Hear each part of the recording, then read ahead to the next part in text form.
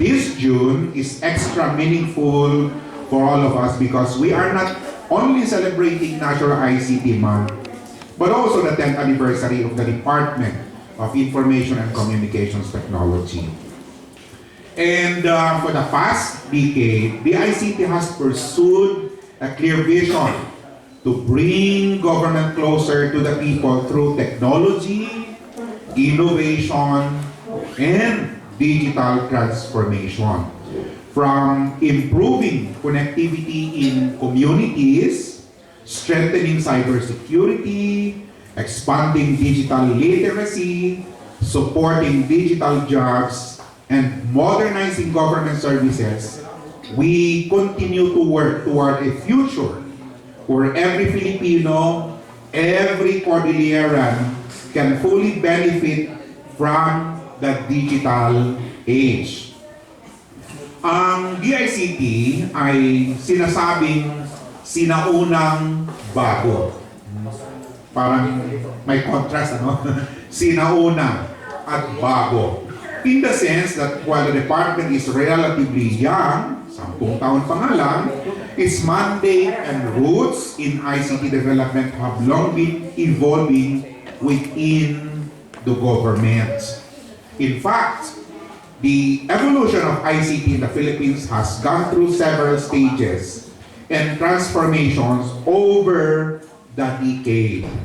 It can be traced back to early government communication systems under the Bureau of Posts, Electrical Commission Service in the early 1900s, followed by the Bureau of Telecommunications, yung tinatawag nating BUTEL. Kaya nga, pag pumasok kayo dito dun sa DICT Compound, makikita nyo doon, BUTEL Drive. Ayan, at yung ating mga kasama dito ay mga BUTEL babies. No? Established ito in 1947 to manage telegraph and basic communication systems. So tingnan nyo, talagang tumagal sila. Ganun nila kamahal yung DICT natin. So this was later reorganized into the Telecommunications Office, so TEL-OFF. So may mga TEL-OFF babies din tayo dito. Under the DOTC in 1987, expanding the government's role in nationwide telecommunications services. So in the early 2000s, the Commission on Information Communications Technology, or CICT, was created in 2004 to provide policy direction for ICT development, followed by the Information and Communications Technology Office, yung ICTO, under the Department of Science and Technology. So once, naging under the DOST ang opisina natin. Finally, in recognition of the growing importance of digital governance and connectivity, the Department of Information Communications Technology, naging DICT na siya, was formally established in 2016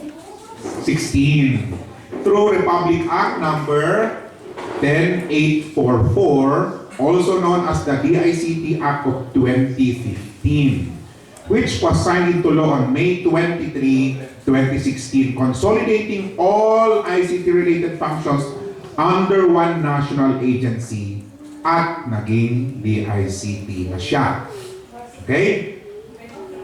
From this long evolution, we see that the DICT is not just a newly created department, kaya nga sinaunang bago, no?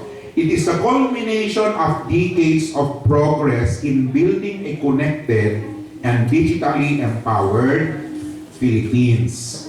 Narinig nyo naman yung mga nasambit kanina ng mga unang speakers natin doon sa launching sa Iloilo. At our mandate remains clear to bring connectivity closer to the hearts of Filipinos by ensuring that services are accessible, reliable, and responsive. From traditional communication systems of the past like telegraph services to modern initiatives like the free Wi-Fi for all program and e-government platforms of today. Kaya naman, sa pagdiriwang ng ika-10 taon na anibersaryo ng DICT, ang ating tema, isang dekadang digital, konektado sa puso at serbisyo. Ito ay isang paalala na ang digital transformation ay hindi lamang tungkol sa teknolohiya, ito ay tungkol sa tao, konektado sa puso at sa serbisyo. Ito ay tungkol sa pagpapabilis, pagpapalawak ng access at pagpapalalim ng serbisyong nararamdaman ng bawat Pilipino, lalo na ang mga nasa geographically isolated and disadvantaged areas. We call it GIDAs. So, as we continue building a bagong Pilipinas, under the current administration, the DICT remains committed to creating digitally empowered nation where no Filipino is left behind. Sa Cordillera, dapat sabihin din natin, no Cordilleran is left behind. Awan, iti maibati ang Cordilleran.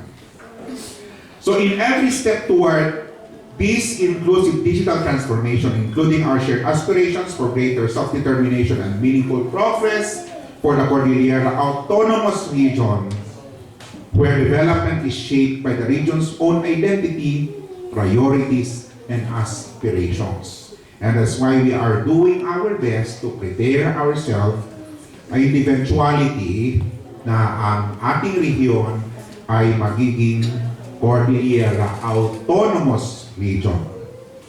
So today's kapihan session provides an opportunity for meaningful dialogue, sharing initiatives, discussing challenges, and highlighting the impact of ICT in the Cordillera Administrative Region and beyond. Later on, sa programa po natin, ay papakita ko sa atin yung mga katangi-tanging nagampanan ng DICT sa atin pong rehiyon sa pamamagitan ng iba't ibang programa na nakikita din natin dito ngayon. Okay? So, ito ay in line with the 2026 National ICT Month and the ICT's 10th anniversary. Marami po tayong mga iba't ibang aktibidades. Una, ngayong linggong ito, sa 4 na linggo ay may iba't ibang aktibidades po ang gagawin ng DICT sa lahat po ng probinsya ng Cordillera. Ngayong week 1, ensuring better learning spaces and quality education for every Filipino. Ito po yung tema na kung saan we will focus on inclusive technology-enabled connected education. So this week's highlights initiatives that strengthen digital literacy, improve learning environments, and support innovative teaching and learning for future-ready communities. So makikita po natin sa screen, andyan po yung mga iba't ibang mga aktividades natin sa buong Cordillera upang may padama natin na konektado tayo sa edukasyon. Okay? Sa pangalawang linggo or week 2, ang tema naman ay ligtas na konektado, ligtas na transaction. Konektado nga tayo, pero kailangan ligtas din ang ating koneksyon at ang ating mga transactions. So this week promotes of cybersecurity awareness, digital trust, and safe online transactions through information campaigns and capacity building activities that encourage responsible digital citizenship. Nasa screen po yung mga iba't ibang event natin. But on June 9, ito po yung anniversary celebration natin. Sa DICT CAR will have several meaningful activities lined up across the region. So this include a simultaneous SIM card distribution in Benguet, at yung iba pang mga probinsya na hindi pa po nakapag-distribute ng SIM card. Meron po tayong isa pang napakagandang proyekto ay i-present po later para malaman natin kung hanggang saan na ba at ilan na bang nabigyan natin ng libreng SIM card. Magkakaroon din po tayo ng open house dito sa DICT CAR Regional Office. Meron din tayong mga capacity building sessions, on digital applications, cyber hygiene for senior citizens, and barangay officials. Kailangan ho natin turuan din yung ating pong mga senior citizens dahil grabe na po, very porous po kasi ang ating cyber community natin, at kailangan matutunan din nila kung paano maiwasan itong mga scam na mga ito. Kawawa naman ang ating mga kababayan. So in addition, dito po sa regional office, may mga booth din po na may set up to showcase various projects, yung mga programs natin and services. Okay, ito po yung mga description ng mga programa at mga serbisyo natin. So these exhibits will highlight ongoing initiatives and future directions in support of ICT development and the celebration of this National ICT Month dito po sa ating rehiyon. At ang pangatlong linggo, ito ay linggo ng kompetitibong gagawa. So third week na po ito. So Digital Workforce Week. So itong linggong ito will focus on empowering the workforce through digital skills development, upskilling and reskilling programs, digital jobs and emerging technologies that enhance employability and global competitiveness. So kung right na po ang connectivity, maging right din po sana sa ating mga kababayan na maturuan sila upang gamitin at a maximum level yung mga benefits of this new technology that we have now at hand. Upang maging competitive sila as workers, be it in government or in private. Okay? So, sa pang-apat na linggo, ang tema po ay mula sa kawalan ng signal patungo sa one-tap na gobyerno. So, this highlights efforts to bridge the digital divide. Lagi po natin napapakinggan yan, the digital divide.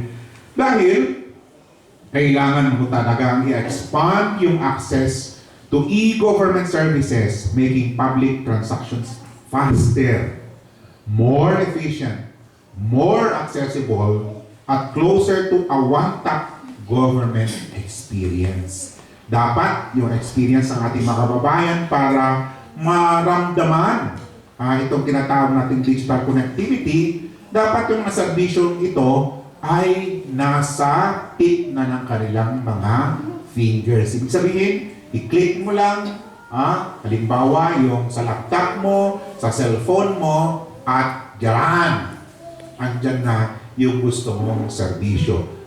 Mula sa national government o sa lokal na pamahalaan. So yan po ang ating pagtutuunan ng pansin sa week 4. At sa week 5, ito po yung panghuling mga events natin.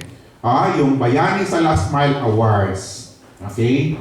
Pagtatapos po ng National ICT Month natin, we would like to recognize the individuals, yung mga communities, and partners who have contributed to digital transformation, especially doon sa ating mga GIDA areas, while reaffirming our commitment to inclusive connectivity and development. Hindi ibig sabihin na pag na-close na ang ating ICT month ay tama na at wala nang trabaho. Sabi nga kanina ni Secretary, malayo na pero malayo pa. Dahil marami pa pong trabaho gagawin natin upang maihanda natin ang ating pagiging regional government natin na Cordillera Administrative o Autonomous Region. So during the closing program, we will have a launching expansion of the regional government network sa La Trinidad, sa Wangal area. So, makikita din natin kung paano na natin na-expand itong GovNet sa presentation later. So, the ICT CAR has prepared a whole month of activities across all 6 provinces of the Cordillera, and our provincial officers are present today. Dito po si Sir Rufino Cabato, Provincial Officer po ng Abra. Si Ma'am Mona Lisa Vizcara, Provincial Officer po ng dalawang probinsya, Apayao at Kalinga, sorry. At newly promoted din po si Ma'am. Okay? So, and then sa Benguet, nandito po si Ma'am Alice Piacos. Okay? And sa Ifugao, we have Sir Donald Trinidad, sir. And sa Mountain Province, sorry si Sir Arnie Castaneda. Palakpakan naman natin sila. Yan po yung mukha ng DICT sa ating po mga probinsya. Okay? So as we have always emphasized, we aim to bring ICT closer to the hearts of every Cordilleran so they can truly feel the presence and service of the government in their everyday lives. And this commitment is not limited to the National ICT Month in June. In fact, activities for the entire year have already been carefully planned and will be rolled out in phases. Later, we will be presenting both our accomplishments for the first half of the year and our upcoming initiatives for the remainder of the year. So, in the spirit of digital bayanihan, we recognize that no single agency or sector can achieve this transformation alone. With the strong support and collaboration of our partners in government, the academe and industry, kayo po, mga partners namin sa media, we are able to achieve more, reach farther, and serve better. So together, we can continue to build a more inclusive, innovative, and connected digital future for the Cordillera and for all. And celebrating 10 years of the ICT means intensifying the digital evolution of the region. Clearly, our mandate is to accelerate regional development and help prepare our people for greater self-determination and the long-standing aspiration for a Cordillera autonomous region. True autonomy, dear friends, require technological self-reliance, and the ICT car is proud to help engineer that future. Gawisay Cordillera, nimbang ng bigat, katak tayo amin. Thank you for your attendance in this occasion sa DICT car.